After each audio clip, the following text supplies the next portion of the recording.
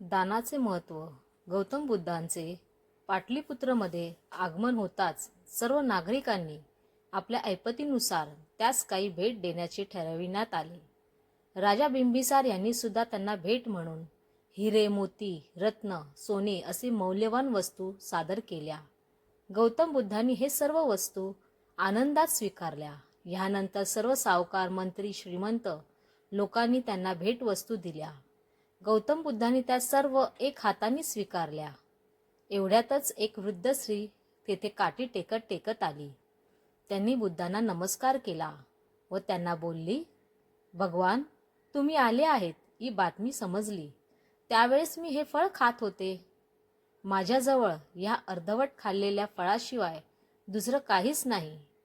जर तुम्ही माझी ही तुच्छ भेट स्वीकारली तर मी माझं अहोभाग्य समजेन. बुद्धांनी ती भेट आपल्या दोन्ही हातांनी स्वीकारली.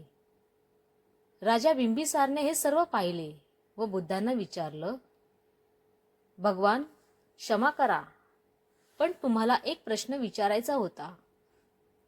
आम्ही सर्वांनी एवढ्या मोठमोठ्या मौल्यवान वस्तू भेट दिल्या, त्या तुम्ही एका हाताने स्वीकारल्या आणि त्या वृद्ध स्त्रीने एक फळ भेट म्हणून दिले, तेही अर्धवट खाल्लेले, ते तुम्ही दोन्ही हाताने स्वीकारलं, असं का?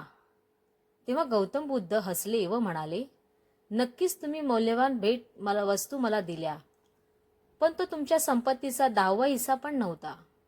तुम्ही हे दान गरिबाच्या भल्यासाठी केलेला नाही, त्यामुळे तुमचं दान सात्विक दानाच्या श्रेणीत येत नाही. याउलट त्या वृद्ध स्त्रीने तिच्या हातातला घास मला दिला. ती वृद्ध स्त्री निर्धन असली तरी तिला पैशांचा मोह नाही, म्हणून मी तिचे दान दोन्ही हाताने स्वीकारले.